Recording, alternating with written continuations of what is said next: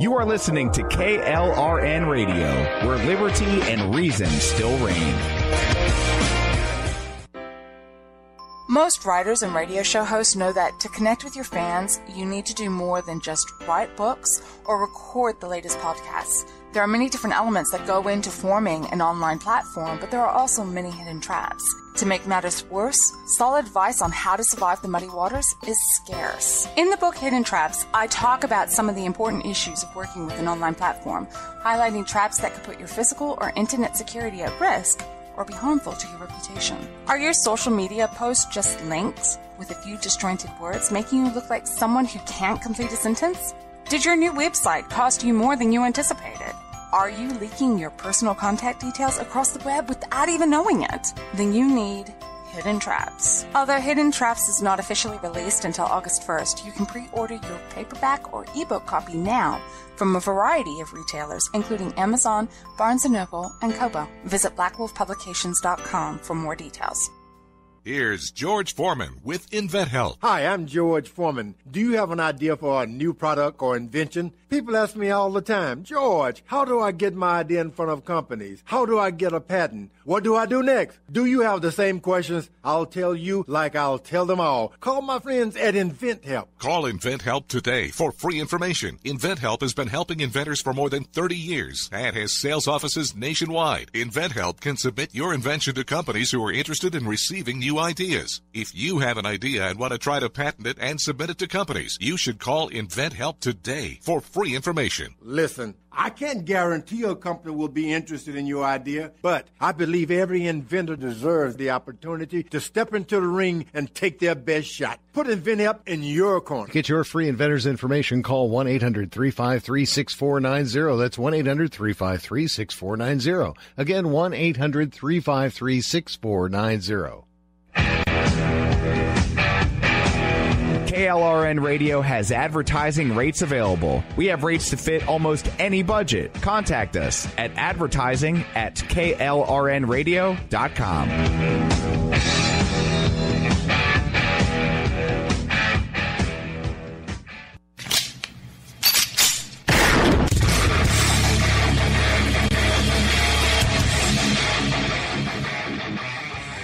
This is Slickery Trigger for Rebel Road Tactical. With proper care and feeding, your pistol will be ready when you need it, there to save your life. Shouldn't your gear be that good?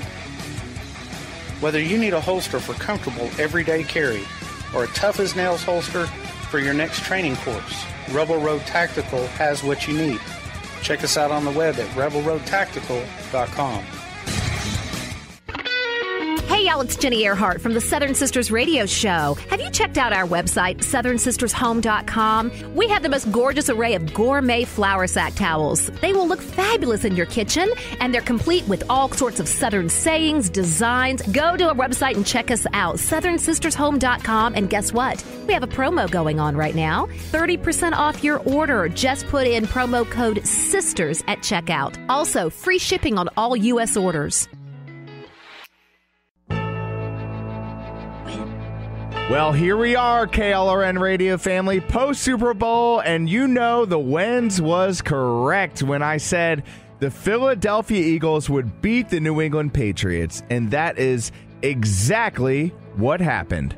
I was off slightly with my prediction. They didn't win 34-24. They won 41-33, so an 8-point swing instead of a 10-point swing. But I was correct all in all, and I haven't had an opportunity to catch up with our good friend Radio Griff or new guy Nick Bean. We'll do so later on this week when they'll both have a nice hearty slice of humble pie. You know, I'm serving that up nice and warm, maybe with a scoop of vanilla ice cream on the side as well. It helps the medicine go down in the most delightful way. But without further ado, some conversation that took place before the Super Bowl, and you can listen to how wrong they are. So it's basically like listening to CNN for the next 30 minutes. But we'll all get a good laugh at how confident they were that the Eagles would blow it in this Super Bowl 52. I hope you enjoy this as much as I will.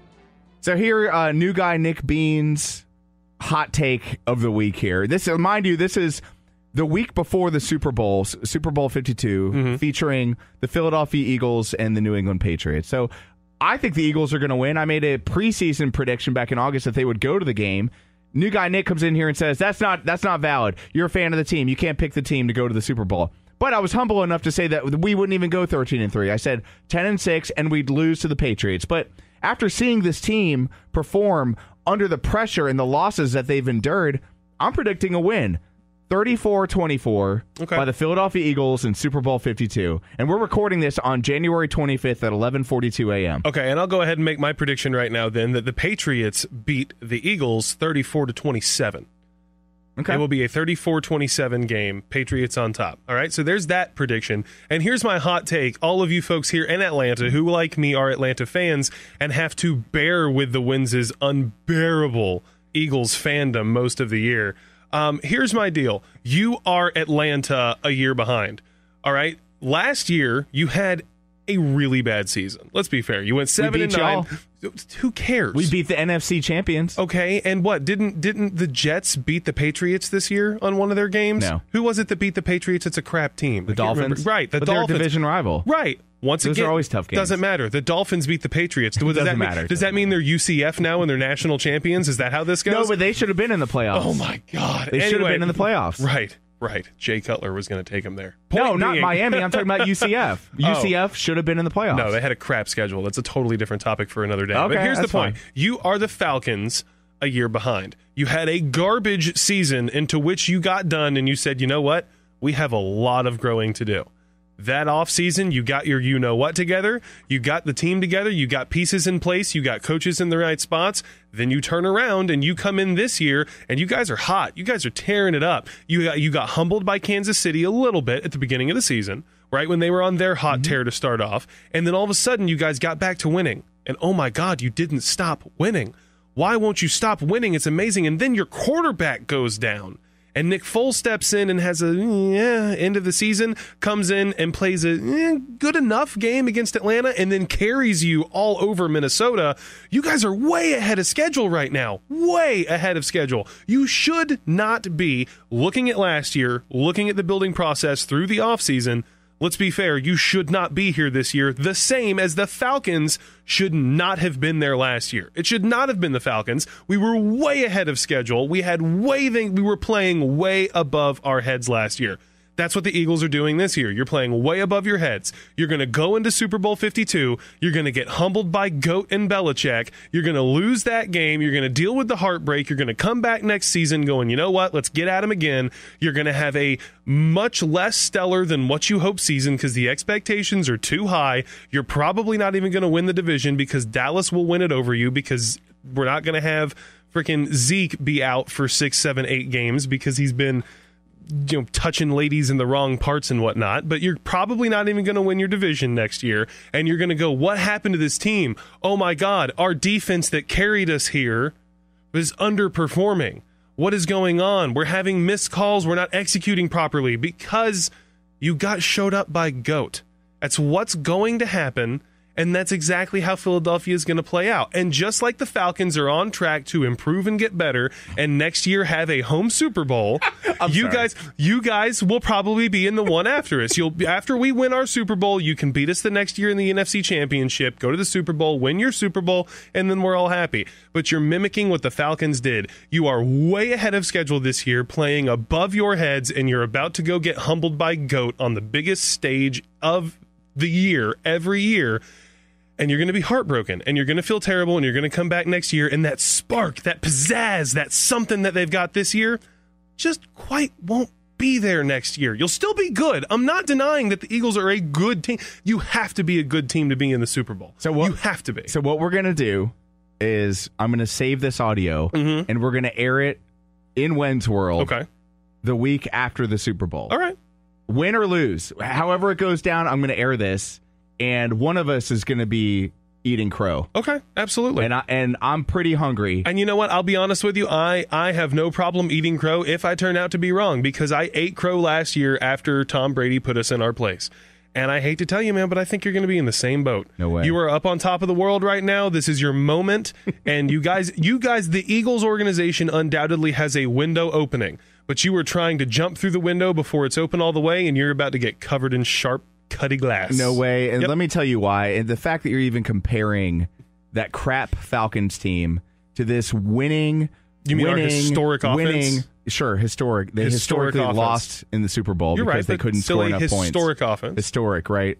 Matt Ryan taking a sack, Julio making one of the greatest catches of all time, but the offense still not being able to run the ball because they have bad coaches, and Dan Quinn is a defensive mind, and you have a defensive-minded head coach that refuses to accept the fact that everybody that he brings in sucks, and that's fine, and you got a noodle-arm quarterback that can't ever win you the big game. But I'm going to stop throwing shade at the Falcons. What I'm going to do instead is shine the light on the Philadelphia Eagles, the beginning. So you can see all the holes through the light on the background, right? The holes in your secondary, the fact that your secondary does blow lots and lots of coverages in that secondary. We'll see. It happened all season. We'll see. Except you had Carson freaking Wentz, who, the moment he got his hands on the ball, he went deep down the field and put it on him. Except, the same things happened in the Minnesota game, and Nick Foles put your team on his back. Let me tell you something, though. You leave those holes, Tom Brady is going to take advantage of all of your holes. So that's what Tom Brady does. I wish he would. He's a handsome guy. But on a side note, we didn't give up. We averaged 13 points given up by our defense all year at home. And what was your average offensive score in a game? I don't know, like 17. That was your 18. average score? Yeah. Was 17 or 18? Yeah. Because you've got about the same kind of balance that we did. But there were games that were closer. There were games that we scored maybe 14. There were games that we scored 34. So, I mean, averages are averages. But what I'm talking about right now is Super Bowl 52. And the moment that we're about to experience is so much bigger than the bitterness that lies in your heart right now that you're speaking through. You're coming from a dark place. And when I listen to people talk that are coming from a dark place, you always have to keep it in perspective and view it through the prism of truth. And the prism of truth right now is in the pudding. This team overall is a matchup nightmare for the New England Patriots. We have depth on defense that the Falcons sure as hell don't have. They're gassed by the third quarter. I saw it. Yeah, you know it's true. The Patriots are about to face a team that they know nothing about. They are going to get absolutely destroyed. 34-24, and that 24 will come from 17. That last 7 will come in garbage time. The game will have been over halfway through the fourth quarter. Okay. And that's my take, and I could be wrong, and one of us is going to be eating crow. Yep. But in the meantime, follow New Guy Nick on Twitter. What's your handle? I don't know. It's still at Nick Bean Radio. Follow me on that. At Nick Bean Radio, and of course at One's World Radio. And we're going to air this the week after, and I'm excited to air this because I know I'm right. I'm not looking forward to you coming in shambles after the Eagles lose. Because as hard as I took the Falcons loss, I think that you'll take the Eagles loss twice as hard. I'm not going to take a loss. We're going to win the game. We're going to win the game, and that's all I got to. That's all I have to say about that. And you're going to have to watch Brady put that 6th ring on the other hand. It's not going to happen. At least we can agree that we'll both throw up when that happens. No, it's not going to happen against the Eagles. It would happen against Atlanta if they made it back, which they weren't good enough to even get past Philly. No, you're right. I mean, that's the reality of the situation. You're right. Well, we'll air this later on. Nick, always a pleasure to have you in studio. Always a pleasure being here with you, Joey. Thank you. Hey, y'all, this is Jenny Earhart with the Southern Sisters Radio Show. We are moving to SunTrust Park. That's right. The new Southern Sisters Radio Studio is in the Battery, Atlanta. How would you like to be a guest and come visit us in our brand new studio at SunTrust Park? All you have to do is email us at radio@southernsistershome.com. We have a fantastic new studio, and we would love for you to come see it. Friends, Romans, countrymen, lend me your eardrums. The one and only at Radio Griff, the Gwinnett Gobbler himself, is back in Wens World. It's Super Bowl weekend, baby! Holy smokes, this is it! Woo! We made it! Best day of my life is coming up. You predicted it. Your Philadelphia Eagles would be in the Super Bowl. Yep. You predicted that back in August, September, whenever we did our official predictions. Seems like yesterday. It does. Here we are. February, the beginning of February, Super Bowl weekend. Your Eagles are in it against the Patriots. We all knew the Patriots would be in it. Yeah, of so course. It was just a question in NFC who would make it, and sure enough, your Eagles are here. Well, how are you doing? Dude, I would be losing my mind if my 49ers were in it this weekend. You know what? Hot take here. Yeah? Dare I say, next year's NFC Championship will be the San Francisco 49ers. Jimmy G. And the Philadelphia Eagles. I think that's a very good prediction. I mean, I think it's the way it is. Garoppolo didn't lose a single game starting for the Niners. He hasn't ever lost a game. Garoppolo's undefeated. Wow. That's going to keep up. But anyway, this week, I get sidetracked. Patriots. Patriots, Holy baby. Smokes. Dude, I am so excited. The preseason odds for the Eagles to make the Super Bowl were 50-1. I'm not a math guy. I had a communication major at KSU, obviously. So I did some math, and I would be filthy rich if I had just thrown down $1,000. $50,000 richer. 50 or large. 49,000. 49,000 plus 1,000 that I threw in. But I mean, holy smokes, man. $50,000 for anybody that just felt froggy on an August evening in Vegas. I wonder what the odds would have been if Nick Foles was the starting quarterback all season long. Like if they would have gone into the season. It's an odd prop bet. You know what I mean? Right. If Nick Foles catches the sniffles on February 2nd, who knows? But the preseason odds for the Patriots were 12-4. Yeah, so really, they were shooing. Yeah, essentially that was, hey, they're going to make. I don't even know how that math works, but somehow you lose money if you bet on them to make the Super Bowl. I think, right? With so those odds, essentially, what 3-1? Yeah, right. Odds. Yeah, if you something like that, deducted and the fractions and all that, multiply. Fifth third bank. Something. I don't know how all that works, but here we are. It's Super Bowl weekend. Here we are. I'm super excited. The line opened up as the Pats as 5.5-point favorites. Now it is a closing down on 4 points, a solid 4 points. Patriots are considered the home team. They're undefeated in their white unis. Yeah. So there it is there. A little superstition there, which leads me to believe they're not exactly confident on their on-the-field play. I mean, because they're wearing the white uniforms, so they need any extra advantage they can get. Right, extra advantage, Spygate, okay, that's all. Videotaping practices, talk about stealing signals. Talk about fake news. Goodness gracious. No, here's the fake news, are all these so-called experts predicting that the Patriots are going to beat the best team in the league this year, the Philadelphia Eagles. It's not going to happen. And I'm not going to bog you people down with stats and facts. It's all emotion this weekend in Wen's world. An expert's job is to be right. Right. They became an expert because most likely they were more right than they were wrong coming up through the ranks, right? So therefore they're an expert. They know what they're talking about. All the experts, like you said, all of them, besides, a few here and there, are predicting, like you said, the Patriots to win. They're experts for a reason. They know what they're talking about. And I myself consider I'm an expert. And as somewhat agree. Kind of teased last week, actually we didn't tease it, I got into it pretty deeply. My conviction that the Patriots are going to easily win this game. In the past, the Patriots win the Super Bowl by a field goal usually, right? Mm-hmm. Every Very game. Close games. They're always great games, but it comes down to that field goal. Or an overtime touchdown last year. Right, something like that happens. This year, it's going to be a blowout. Wow. In fourth quarter, big news. You may as well. I mean, I'm going to be waiting for This Is Us to start. How did this? I want to see how Jack dies. How's it really going to happen? I'm more excited about that in this game because this game's going to be a snoozer because the Patriots, they're clearly the better team in this game. Nick Foles, you're telling me Nick Foles is going to beat Tom Brady and Bill Belichick? Just say that out loud. It doesn't make sense, and it's not going to happen. Who has? There's no way. There's no way. Let me. I promised no facts, but I lied because I'm a liar. So here we go. Nick Foles, highest quarterback rating out of any quarterback this postseason. Nick Foles, higher than Tom Brady. It doesn't matter. It's Tom Brady. He's the best quarterback of all time. He's better than Joe Montana, who I'm a 49ers guy. I'm a Montana guy, of course. He's better than Montana. He's better than Peyton. He's better than Elway, Marino, Unitas. It doesn't matter. Brady's the best, and Tom, the best, does not lose to Nick Foles. He lost to Eli Manning twice. That's it. Eli Manning, who's a serviceable, probably a Hall of Fame quarterback. And lots of that was just, how Tom Coughlin. I give Tom Coughlin a lot of credit in those Giants defenses in those games. That's the only quarterback Tom Brady's ever lost to in the Super Bowl. He's not losing to Nick Foles. It's not happening. And you're so confident.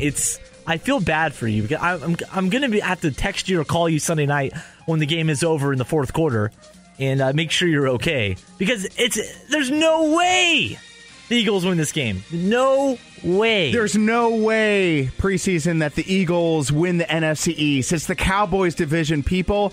The Eagles are a good foot. They're the best. You're right. They were the best, probably from start to finish. the best team all season. I think if Carson Wentz was playing this game, I'd give him a fairer shot. I think Carson Wentz kind of has an X factor. Look. If the skies were blue, if I were rich, if I were 7 feet tall, if you had Carson Wentz, you might be winning the Super Bowl. If Carson Wentz, this is really going to draw the ire of the masses here. Oh my gosh! Of the dozens of people that listen to this show, get ready, okay? If Carson Wentz was our quarterback on the weeks where he was actually hurt and into the postseason, I don't think we would be where we are. So you're where you are because of Nick Foles. This is my logic behind this. Yeah. The rest of the team took it personally when the media threw the Eagles out. No way they can get to where they are right now because you don't have Carson Wentz. He's everything to this team. So you guys are going to fold like a house of cards. And guess what?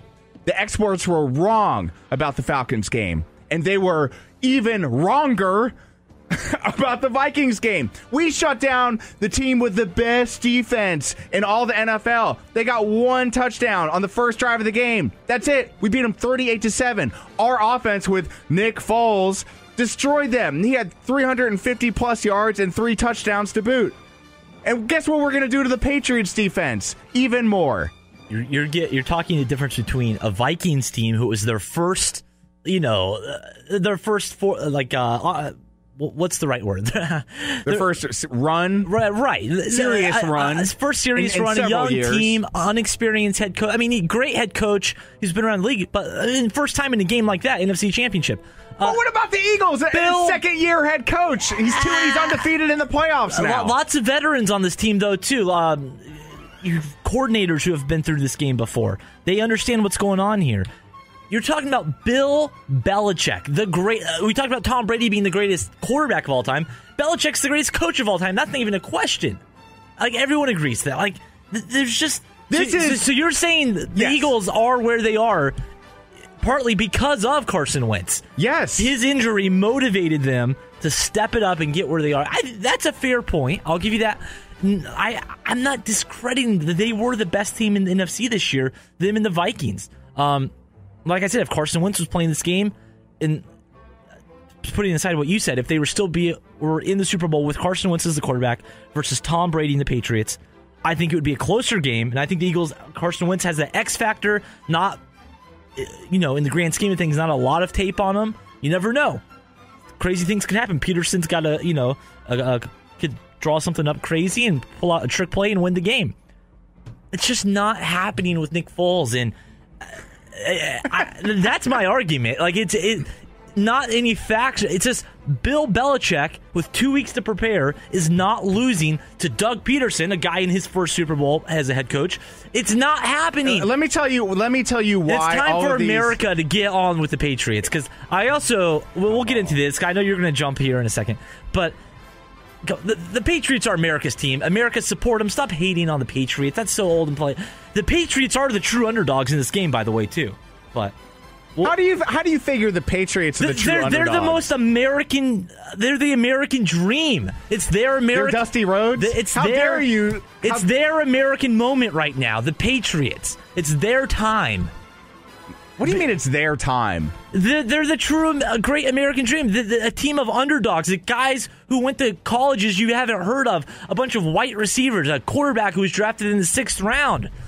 But you just talked about how unlikely it is for the Eagles to be where they are and Nick Foles to be starting this game. The Patriots have risen up. You are a talking, walking contradiction, Radio Griff. The Patriots have risen up and have achieved excellence and greatness. They barely got past Jacksonville. The only reason they beat Jacksonville is because Bortles threw an interception. That's what Blake Bortles does. Blake Bortles played a heck of a game. They only won by 5 points. That's how they win, though. They always win close games. They're not. Let me tell you. That's in the makeup of the Patriots. That's how they win. But you know what?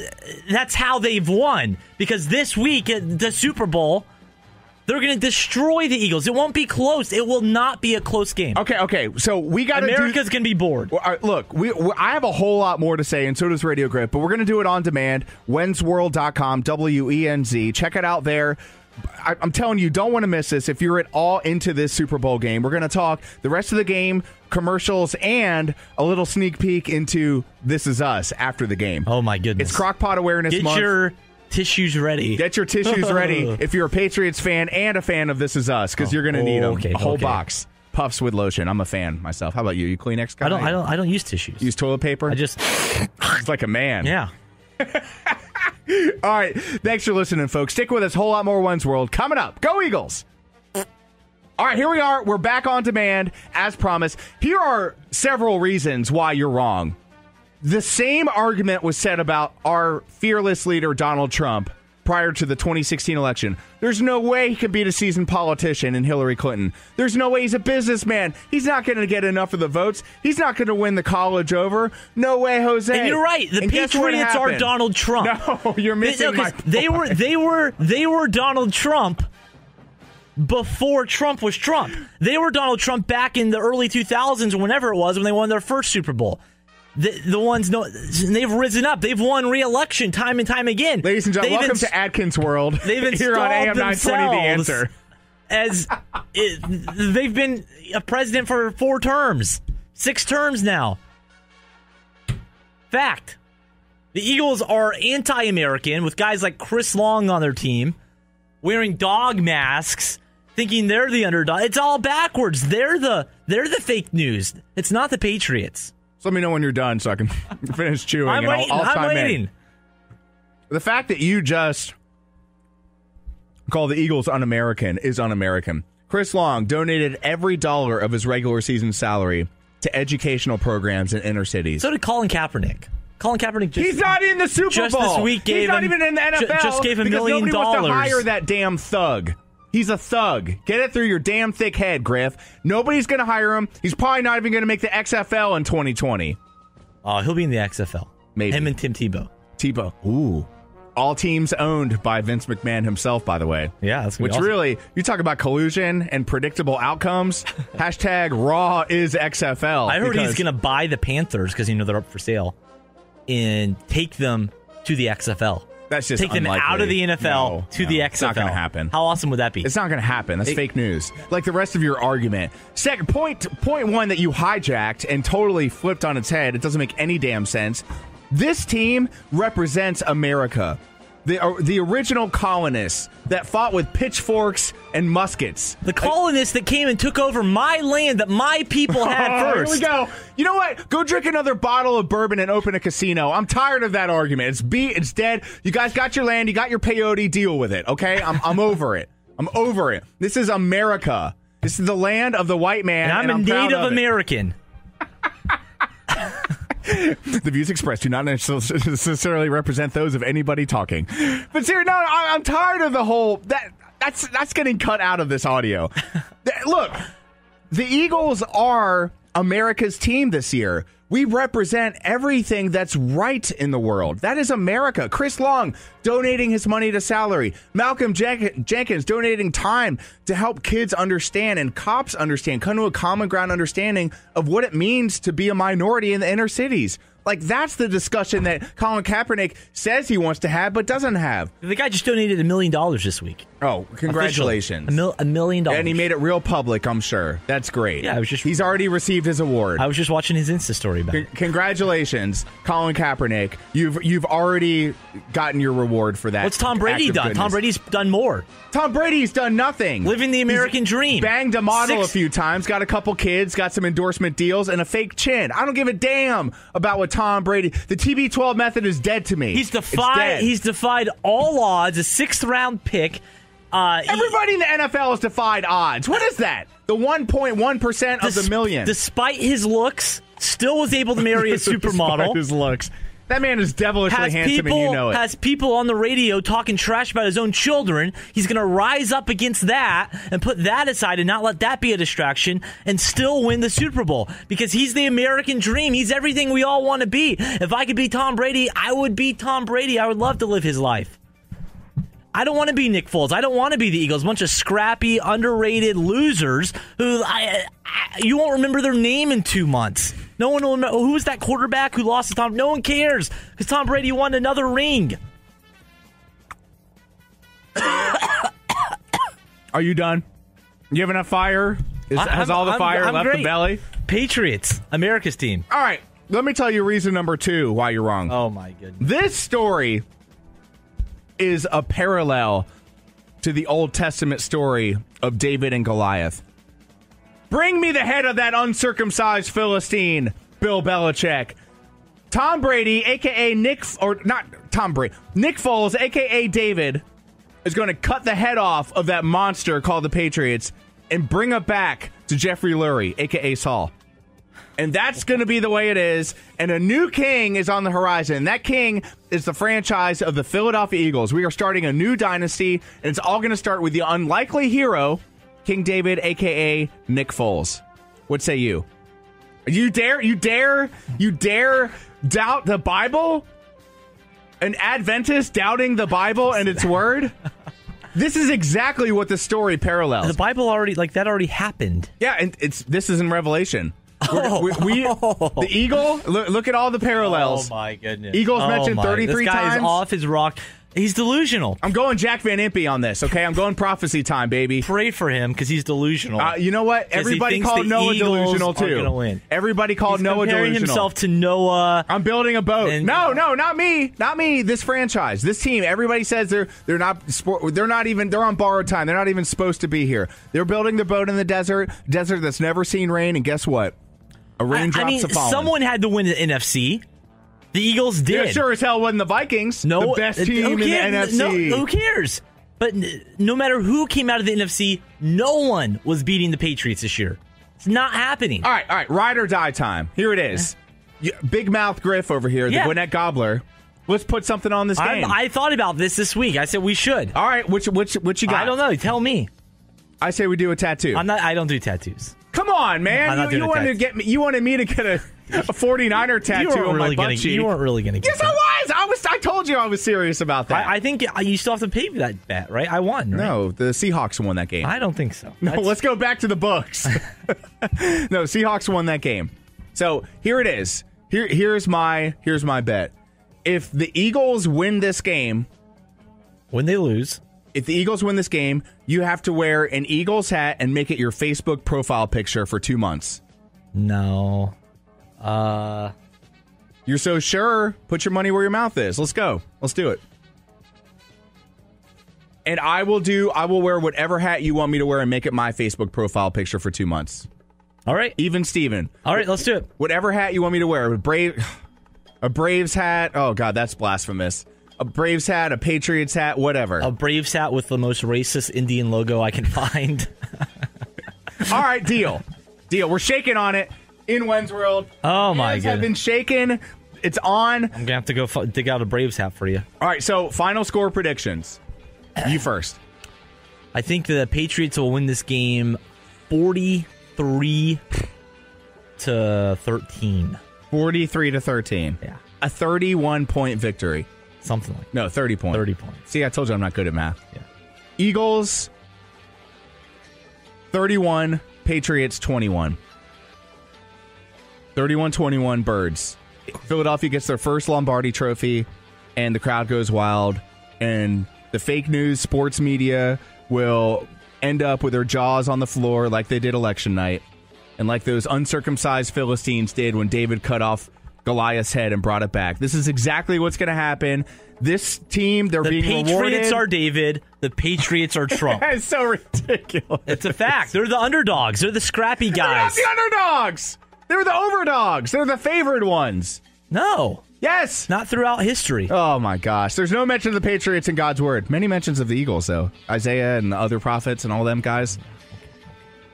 It's true. Look, 33 times mentioned, 0 mentions of the Patriots. There are some mentions of goats, though.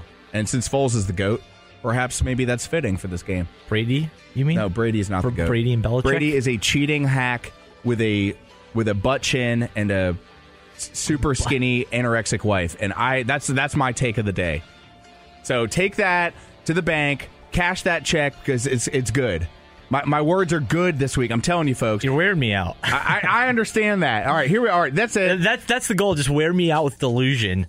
So I just give in. No, it's not. No, you want your Patriots to win? That's fine. Eagles My are gonna Patriots. Win. Well, it sure seemed to be. Yeah. Because you're shitting all over the Eagles. So, I mean, that's fine. You and the rest of the fake sports news media, that's fine. I'll be the one standing here next week saying, I told you so. I told you so. Give me a quick liner telling me the Patriots are going to win. Go ahead. Give you a quick liner? Mm-hmm. So I can play it back next week. The Patriots will win the Super Bowl. The Patriots will lose the Super Bowl. The Patriots will win Super Bowl 52. Patriots will lose Super Bowl 52. So Tom Brady will be the Super Bowl MVP. Tom Brady is the greatest human of all time. Jay Ajayi will win Super Bowl MVP. Jay Ajayi will tear his ACL in the second quarter. Oh my gosh, that is so awful. All right, well, we're going to close this segment out before my face gets even redder and that vein on my forehead pops with the sage lyrical wisdom of zombie Tom Petty. Poor Tom Petty. Poor Tom Petty. You know, he would probably be cheering for the Eagles if he were still alive. No, he's a winner. He likes Patriots. Unbelievable. Unbelievable. He's friends with Brady and Belichick. I'm sure he is. Him and the rest of the Illuminati. But go ahead. Give me some lyrics. It's very fitting for this week because maybe this will come true. Maybe you aren't so delusional. As Tom Petty said, even the losers get lucky sometimes. This is Jenny Earhart with Southern Sisters Radio, and I'm your Southern Sister. In case you didn't know, you can check us out every Sunday at 2 p.m. right here on KLRN. And I'd love to hear from you. Email me at radio@southernsistershome.com. This is Wynn's World, and it's Weird Science time. Ladies and gentlemen, welcome back to Weird Science, where faith and science converge. Because you know we're talking to our good friends. Reasons to Believe is the name of their organization. This time with Dr. Jeff Swearink. Dr. Jeff, how are you, man? I am doing well today, Joey. How about yourself? I'm doing pretty good, considering I didn't wake up at my own funeral. Can you imagine the terror that would cause? I mean, sometimes I wake up in the middle of the night and don't know where I am, but to realize that I'm about to be buried alive is an absolute living nightmare. And this has actually been documented in history. It has. I mean, this is just kind of straight out of horror film plot lines almost. So these are the sorts of things people do to induce nightmares and to strike terror into people. But yeah, it does seem to happen. It's just kind of bizarre in some level. And so the scientific term for this phenomenon is catalepsy. And if you can, I'd love a crash course on this condition. I don't think it's entirely understood because it catches people off guard. I'm not familiar enough with the neurological system, but basically what happens is, for all intents and purposes, just a lot of your body systems shut down. You have no vital signs that are detectable. Your body goes rigid. It can kind of have a bluish color. It just kind of mimics all of those signs of being dead. But for whatever reason, your body's just in this state of very, very low activity. And then occasionally your body can come out of that. And so there's people who have a specific condition that causes it. And then turns out there's actually kind of medical uses for that as well. So that's what I find intriguing about this discussion. So, I mean, what benefit could that serve? Well, so for one thing, what they found, there's the catalepsy where, for whatever reason, your body just kind of goes into this very low energy state, if you will. For your Star Wars fans, it's like R2 being off in low energy mode, if you will. But there's other kind of weird examples where people who have fallen into, been buried in the snow and, they've gone unconscious, not been breathing or anything, but because they've been so cold, the body functions slow down so much that instead of that causing a lot of damage, basically once they're found, if they're kind of thawed out and warmed up appropriately, they go on with virtually no body damage. So that kind of low energy mode can actually keep some things that often lead to death from happening. So there are some medical uses for it. How long in this frozen state that you mentioned beforehand could somebody stay in and actually be thawed out and continue to survive? This is on the order of days. I mean, probably not even days, typically hours or maybe a day or two, because all you're doing there is you're slowing down the bodily function. So the function of being frozen is that your brain consumes less oxygen because your brain can only go, in normal conditions, the brain can only go about 4 minutes before there's permanent damage because of lack of oxygen. And so what this very cold state does is it suppresses the use of the body's reserves, just the energy reserves, and it also slows down the brain function so that its very low oxygen states can maintain without causing any damage. So you're not going to do this, years or even probably months or weeks later and have any sort of success. But we have found it on short time scales, on the order of hours and maybe days, where this can have utility to it. And again, if you're just joining us, we are with Dr. Jeff Swearink out there at Reasons to Believe in the great state of California. You can connect with them online, reasons.org. Also on Twitter, that's where Jeff can be reached at RTB_JZWEERINK. And we're talking about catalepsy. It's this really odd phenomena where basically people lose voluntary and involuntary mobility of their body. Mm-hmm. Some people have vivid memory. They're completely aware of what's going on, while other people perhaps aren't as keen to exactly what they're going through right now. And in fact, in a lot of old school literature, even Edgar Allan Poe featured this medical condition in a lot of his works. And so it has its presence in culture, pop culture, literature. But even nowadays, scientists, they talk about this condition being caused by epilepsy, schizophrenia, Parkinson's, or cocaine withdrawal. And in fact, our good friend Sia sent us a reference point of a man who was actually on the autopsy table, and thank goodness he snapped out of it, but they were actually drawing lines on his body. Go into a little bit about that case in particular. Well, yeah, so apparently this was a fellow who was in prison, down in a Spanish prison, and they'd come into his cell and found him unconscious in his chair, body kind of stiff, like rigor mortis had set in. He had kind of that bluish color, like he had died, and so they searched and couldn't find any vital signs. So one doctor said he was dead. The forensics doctor came in and confirmed that, and then a third doctor even said that, had the scalpel lines all drawn on him. And then in the morgue where they're getting ready to do the autopsy, he suddenly starts stirring. And they go over and unzip the bag, and lo and behold, I think he was actually snoring. But, so they found that he'd come out of this state. And 20 minutes, maybe 30 minutes later, had that happened, and the autopsy might have been going on, which is, many people don't survive autopsies, so that's not a good thing to have happen. That, yeah, and you think about, he would jolt right up, right? But one of the perplexities of this condition is that you don't feel pain because it's based off the nervous system. So even if he was being shredded to pieces, he could be sitting there realizing this is happening. Hey, I don't feel anything, but I'm being cut open. Right. It's interesting because just kind of looking to try and understand what this condition was and how it happened, there was actually a magician back in the late 1800s who had this condition, and he was aware of it. And so he kept a note in his pocket saying, hey, I go into these states. And apparently, he was doing a performance one day and had this happen, kind of, fell on the floor, and he revived a few minutes later and kind of went on. But then later in his act, he went into a much longer period, and he didn't revive.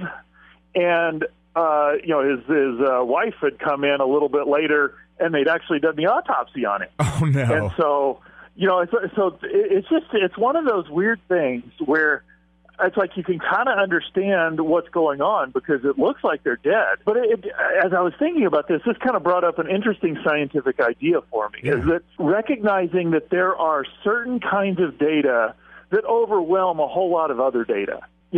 So take this guy who's in the morgue with the scalpel drawings on him. He's no vital signs, rigor mortis is set in, blue coloration of the skin. He's dead, except that he's snoring. And that little snore overrules all the other data that says he's dead. Yeah, so you mentioned that when they were prepping to do the autopsy, they couldn't find any vital signs. So they're looking for a heartbeat. But isn't part of catalepsy just a very faint heartbeat, or is there no heartbeat at all? And how did he not sustain brain damage without the heart flowing blood throughout his body and into his brain? Well, so that is, you're right. I think it's just a very low level of activity. So it could be a very faint heartbeat, very weak heartbeat, very slow heartbeat. So any number of things might, a very weak one that's just going on that you're not going to detect most ways. And quite honestly, with catalepsy, I don't know how you avoid brain damage in there because, it's one thing when you're really cold and your brain activity slows down, but when you're basically kind of room temperature and that's going on, that is not so clear to me, and I just don't have the medical expertise to weigh in on that. But for whatever reason, the body will do this and then it'll come out of it. And interestingly, as you mentioned, that there are certain conditions that seem to contribute to it, epilepsy, Parkinson's, various kinds of drug withdrawal. And so I think that's just something that we need to be very careful. And that, to me, highlights another point, is that we are incredibly careful as a society to say we don't want to kill people unnecessarily. That there's something about humanity that there was nowhere in here where anybody ever said, you know what, he's kind of mostly dead. You know, yeah, he's snoring, he might make it, but it's just not worth the effort. No, it was like the moment they realized he had a little bit of, that he was still alive, it was like every effort was put into making sure he survived. And that, to me, just points out the value of human life, that we really do have this society that values human life when we think about it carefully. Man, that's awesome stuff. Again, we are with Dr. Jeff Swearink of Reasons to Believe. You can connect with them online, reasons.org. It's where faith and science converge. And since we had the Winter Olympics coming up in just a few weeks, actually, I saw this really cool story about the 1968 Mexico City Olympics, where U.S. Olympic long jumper Bob Biernan actually had a cataleptic state after he won the medal. So he actually kind of went into the state, and it also says that people that deal with some sort of mental issues, in addition to, we mentioned schizophrenia earlier, sometimes depression, and that can affect the physical body as well. So it really points to me more than anything that we are a connection of mind, body, and spirit. And when we mess with one of them, we pretty much mess with all of them. I think that's a very profound point. You know, a lot of people want to reduce human beings to just a bunch of chemistry, and I think it really does miss us that we're the union of a body and a mind, or a body and a soul.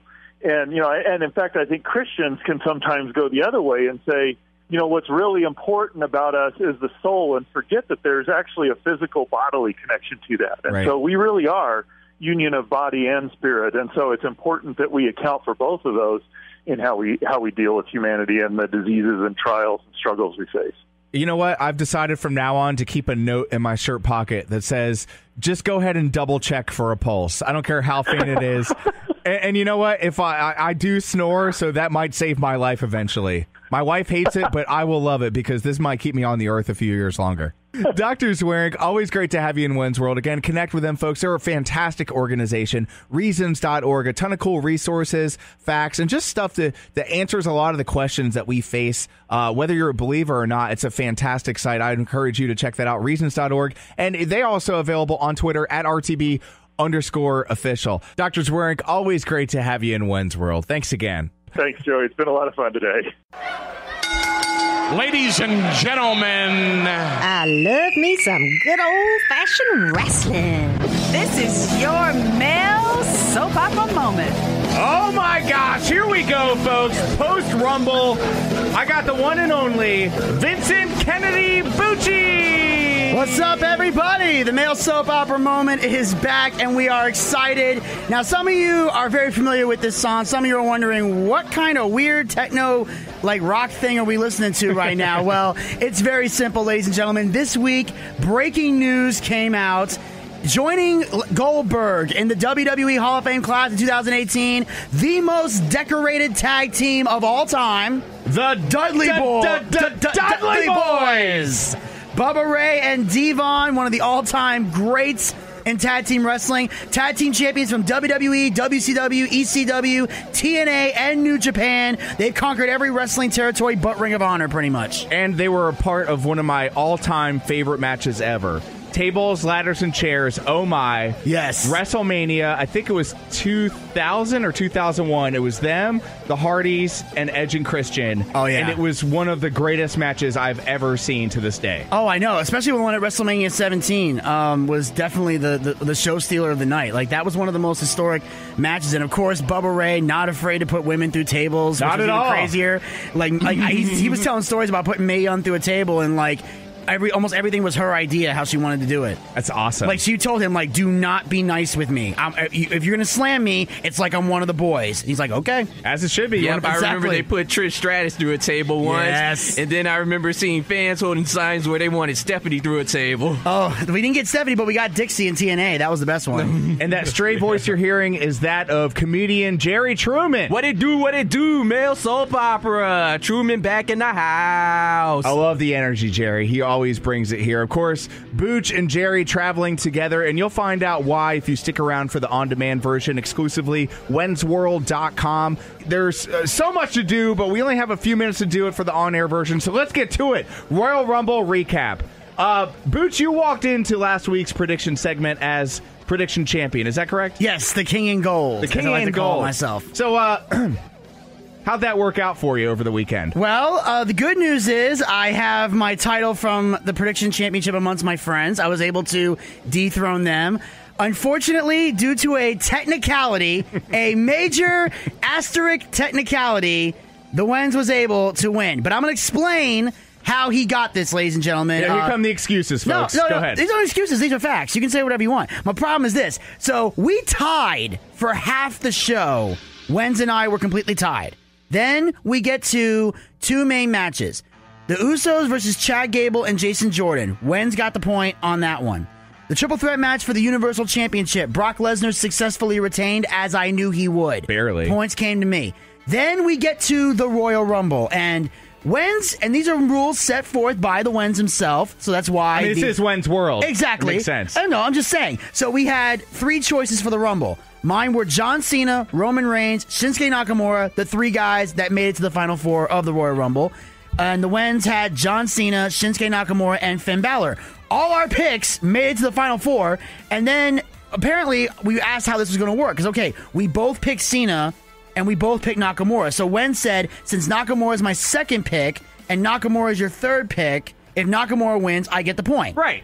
So that's how the Wens won this, ladies and gentlemen. So we both picked Nakamura, but because he was second and I was third on the pick, he got the championship. That's why I put the asterisk. So it's a technicality. So if you don't mind, could you just reach over there and grab that belt for me? Sure, I'll do that. Thank you. Sure. And while Booch is doing that, I'd like to thank all the people that helped me get to where I am right now. My fourth grade teacher, Mrs. Smith, you told me to never give up believing in myself and my wrestling prediction prowess. And here I am today with the gold, the king in gold, the new prediction champion, the Wens. Yes. Damn right. It's true. It's damn true. So to all you Rudy Prue jabronis out there on the Booch bandwagon, I got room for you in the Mercury Sable. That is the Wens' family car. So thank you for that. Yes. You're a scholar and a gentleman. I mean, look, I got to tell you, man, that men's Royal Rumble match threw me for a loop. First of all, I thought for sure, and both of us thought for sure, John Cena was going to win that match.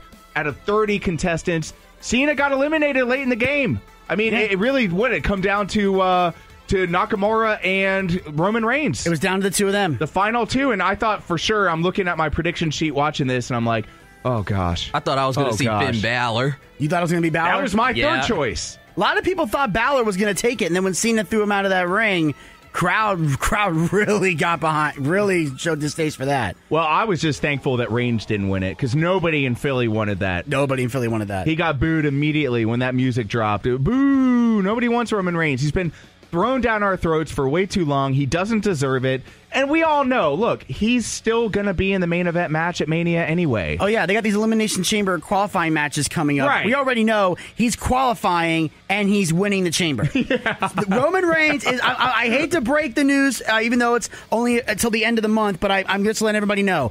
Roman Reigns is winning the Elimination Chamber. Just brace yourself, because he's going to meet the Beast at Mania in New Orleans. That's just the way it is there. We can all see it coming. Exactly. And, of course, we're saying that because after Shinsuke Nakamura won the Royal Rumble, he made the announcement. Because now they've changed it. Because they didn't do this last year. Now they're letting the challengers choose which champion they want.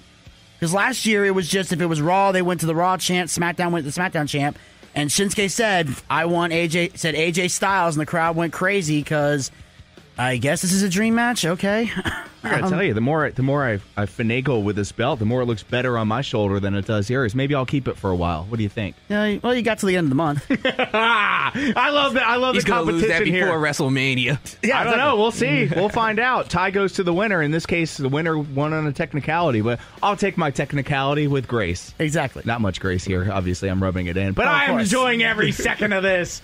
because, the wrestling encyclopedia over here is difficult to beat, but when you can beat them and knock the dust off the encyclopedia, it's always good to have the fresh info and insight here in When's World. Absolutely, yeah. But let's talk a little bit about the 2018 Women's Royal Rumble match. Both of us were certain that Asuka was going to win, and that came to fruition. It did, and I will say I liked. I found a lot of people were shocked that it was going to be the main event of the pay-per-view. But I think I'm going to say this right now: the only reason it was the main event of the pay-per-view is not just because it was historic, but because let's not do that for the on-air version. Oh, let's you don't save want that for the on-demand version. Okay, then I'll just say for now, Asuka won the Rumble. No shock there. There was one shock. We won't get into that particular one. I was going to refer to something else, but I don't know if that's what he's not wanting me to say, so I'll just say... Are you talking about the surprise... No, I was talking about, like, the legends that came back. Okay, yeah, go for that. That's what I was talking about. That I want to talk about. Yeah, I was talking about, Lita coming back. Trish Stratus is in the Rumble. Yeah, Molly Holly, Michelle McCool. Molly Holly can still go, by the way, ladies and gentlemen. Damn. And she still got the short hair. Oh, yeah. She never grew it all the way back, which is kind of cool. So... we saw all these great like legends come back. So I think that was the reason they made it the main event, was because there's going to be more surprise entrants than in the guys' Rumble. Because all we had for the guys was the Hurricane, which was hilarious. Love that. Yep. Rey Mysterio, which shocked everybody, and a couple of NXT call-ups. We saw Andrade Cien Almas. I'm like, why? I hate this guy so much. But Adam Cole getting the pop. That was pretty cool. I love that. Very nice. Love that. That Adam Cole, baby. Like he just. Philly, he's definitely going to be on the main roster soon. I thought for sure that we would see more surprise entrants into the men's version of the Royal Rumble. I was hoping the Rock's music would drop at some point. Maybe as soon as Elias came out, because Elias comes out, he does the ditty inside the ring, which is really funny. But I was really hoping for Rocky's music. It never dropped, and maybe it's safe to say that that's the last of The Rock we've heard in the WWE. For a surprise, I probably would have thought maybe Triple H would have been in. Yeah. Right. Hunter could have put himself in there, yeah. That would have been cool. But we got a whole lot more to talk about. We're up against it. But real quick, with the last minute or so remaining, Booch, little backstory here. Every text that Booch and I exchange, Booch ends every sentence with an exclamation point. It doesn't even matter if it's a question. There's an exclamation point at the end. So I wanted to allot a 60-second time for Booch to give us his exclamation point of the week. Yes, my biggest exclamation point of the week is the fact that Shinsuke Nakamura won the Royal Rumble. I was angry. I was pissed. I'm going to tell you exactly why. Nakamura, in my opinion, does not deserve to be WWE champion. Yeah, first of all, he's a shell of his former self compared to what he was in Japan, because part of the reason he came to WWE was so he could work a softer style, because he can't do the hard-hitting stuff in Japan anymore because he's getting up there in age. So pretty much he's phoning it in half the time, which is saying a lot. Also, his promos are abysmal. I'm sorry. This is a guy who last time he fought for the WWE title, Jinder Mahal, made some of the craziest, controversial, borderline racist comments to the point where the crowd's chanting, "That's too far." Shinsuke Nakamura, what do you have to say about this? Stick and stones may break my bones. I shut the TV off. I couldn't take it anymore. Words can never hurt me. And he tried to cut a promo on SmackDown and failed. I'm waiting to see what happens next. AJ Styles cuts his epic promo on Nakamura, and he's like, AJ Styles, I am rubber, you are a glue. Whatever you say, it bounce off to me and stick to you. I'm waiting for that to happen. And I'm going to shut the TV off, and I'm going to be like, oh my God, this is the guy who's going. So I'm going to tell you right now, it might be a dream match. We might see one of the greatest WrestleMania matches of all time, but it's going to be one of the worst promo build-ups in the history of this company. AJ Styles now has to carry not only a match, but a promo to WrestleMania, which he's never done before. Styles is a great talker, but he ain't that strong, so the build-up's going to be boring. Be prepared to snooze during SmackDown. And that was Booch's exclamation point of the week. My friends, we have so much more with the Booch and comedian Jerry Truman here in When's World, but it's going to be on demand, whensworld.com. We're talking the rest of Rumble, Raw, SmackDown, XFL, Enzo Amore, the whole nine. So stick with us. We'll be back. Have a great week. Till next time, I say, have a nice day. Bang, bang.